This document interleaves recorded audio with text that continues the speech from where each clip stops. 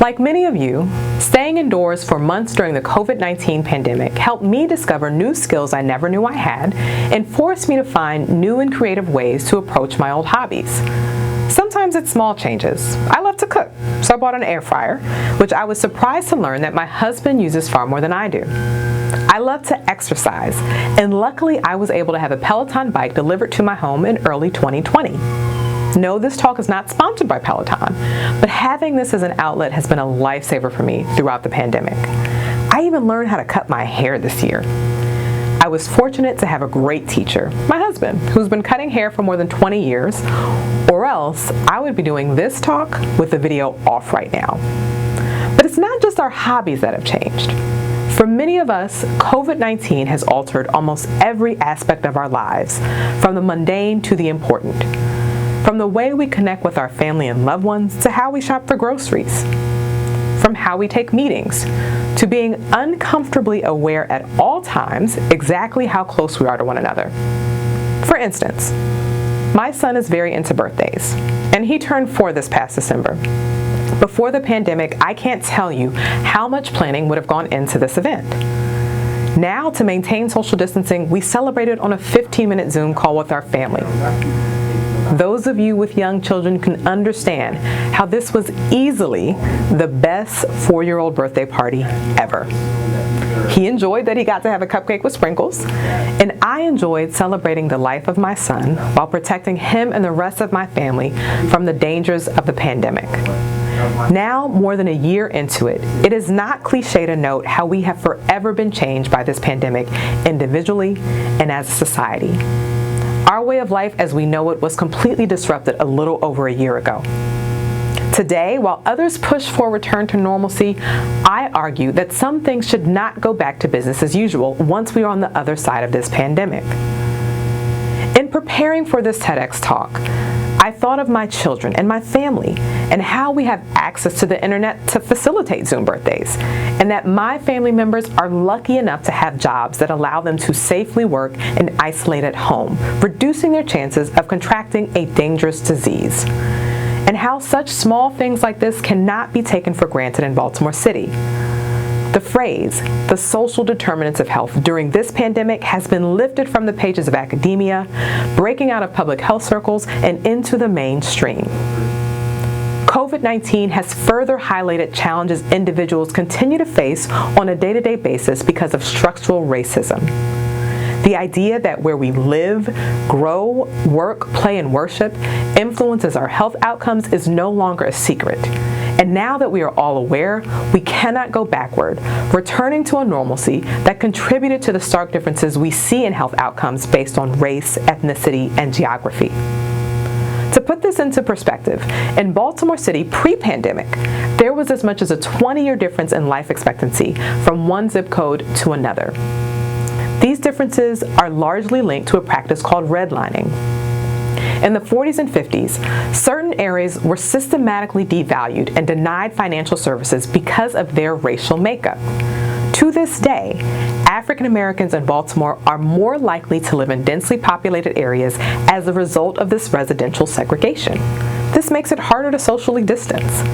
Research supports residential segregation in and of itself as a fundamental cause of health disparities linked to a variety of adverse health outcomes and underlying health conditions.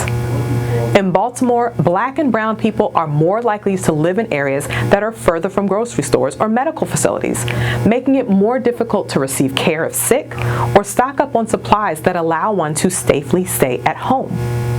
More African Americans and Latinx work in service industry jobs and continue to work in essential industries despite outbreaks in their communities.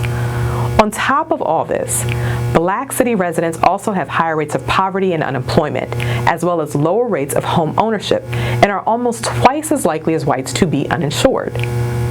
So it should come as no surprise that we would also see these same disparities manifested in COVID-19 case rates. In Baltimore City, African Americans account for 73% of COVID-19 deaths, yet we only make up 63% of the population. Our Latinx residents account for 10% of all cases, yet they make up 5% of the population. While vaccinations are incredibly important and we are grateful to all those involved with that work, we're also seeing similar inequities in vaccination distribution. As of today, in Baltimore, 19% of Black residents are vaccinated compared to 38% of white residents.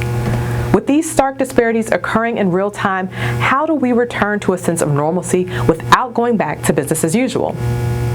Because it seems that business as usual is what got us here in the first place. From my perspective, it starts with being transparent and having hard conversations. Early in the pandemic, I thought it was important that we share the data on racial disparities and COVID-19 in a transparent and public way. My team at the health department worked closely with the mayor's office to get our COVID data published on our website. By May 2020, we had an awesome dashboard that showcased the COVID data and included differences by race and ethnicity. I hope that by making the data available to the public, we could see together wherein the disparities are. This would spark those hard conversations about why such differences exist in the first place. Those hard conversations were also tough for me personally. It means talking about the differences in case rates and mortality rates between Black, brown, and white people, which is a lot easier said than done for someone like me. You see, I actually hate public speaking. Early on in the pandemic, I felt so much anxiety leading up to every press event. So when I found myself tasked with discussing race, an uncomfortable topic to say the least, I was nervous. It's one thing to post the data online, but it becomes something else entirely different to have a critical discussion around what it is those numbers mean for real people.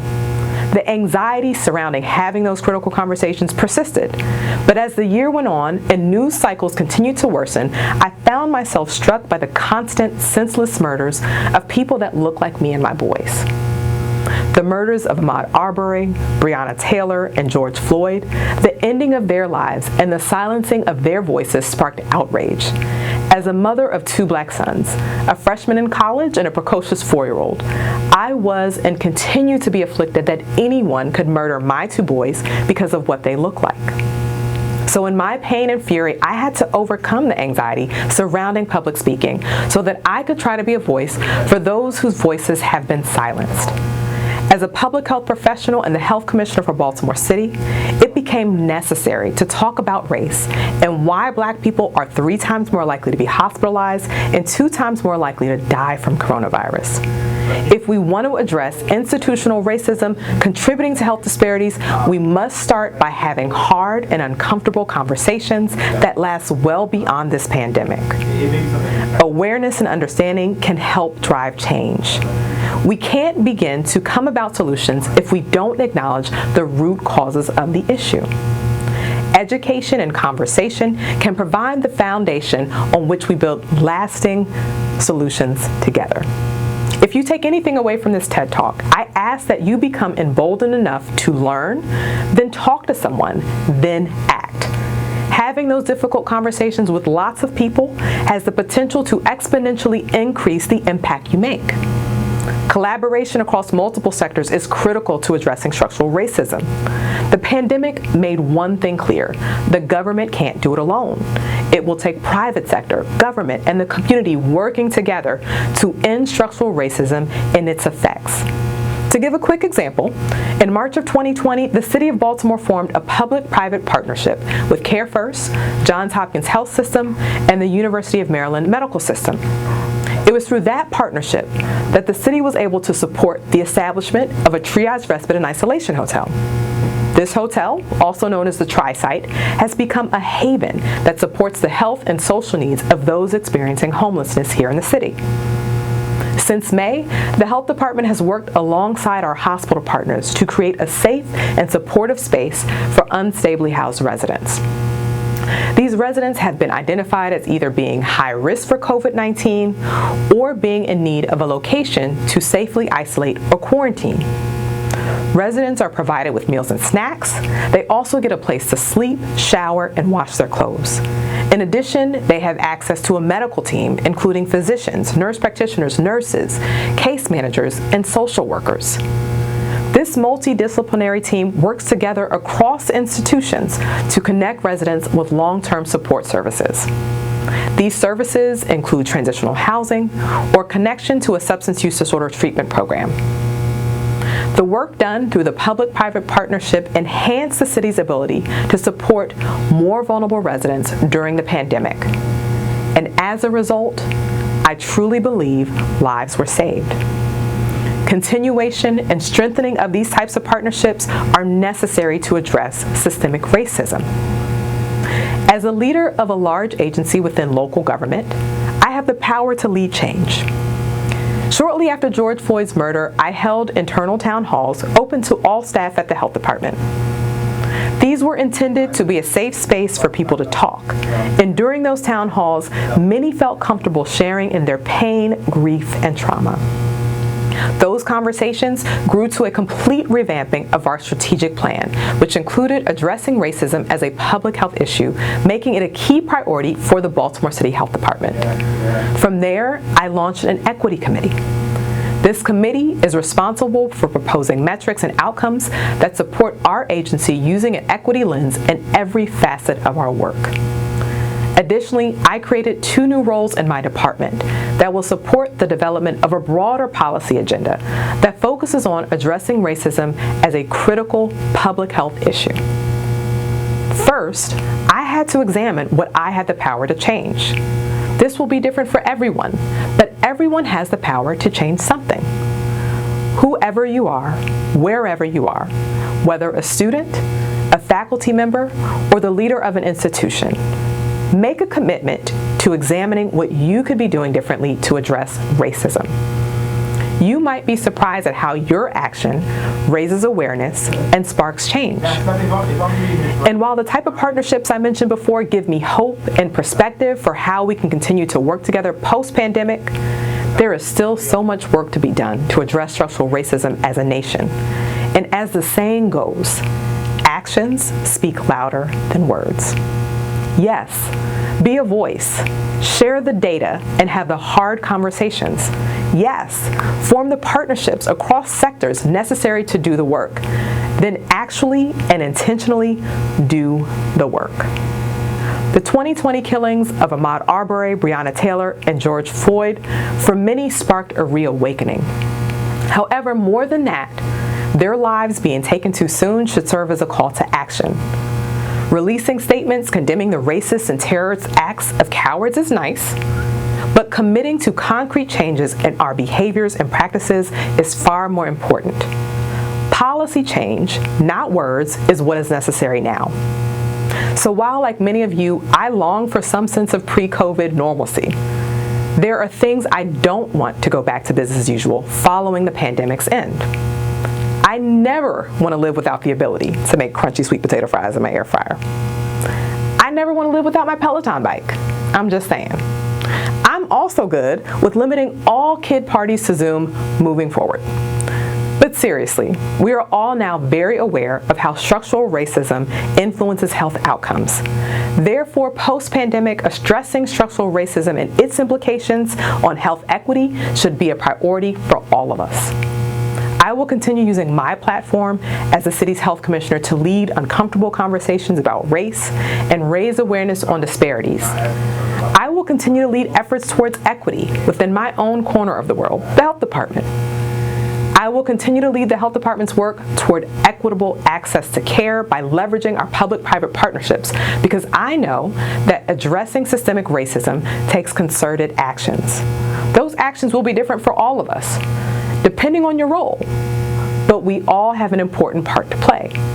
For you, it may be starting those awkward dialogues on race with a classmate, and during that dialogue, really seeking to listen and empathize. For someone else, it might be reading a book on structural racism and its long-term implications. And still for others, it's attending a peaceful protest or Black Lives Matter march for the first time. And for those who have the power to affect larger change, to affect hiring decisions or direct philanthropic donations, those involved with the development of a city, your power to affect change also must be a part of the conversation. The actions we take now and the policies we change now have the power to dismantle years of structural racism.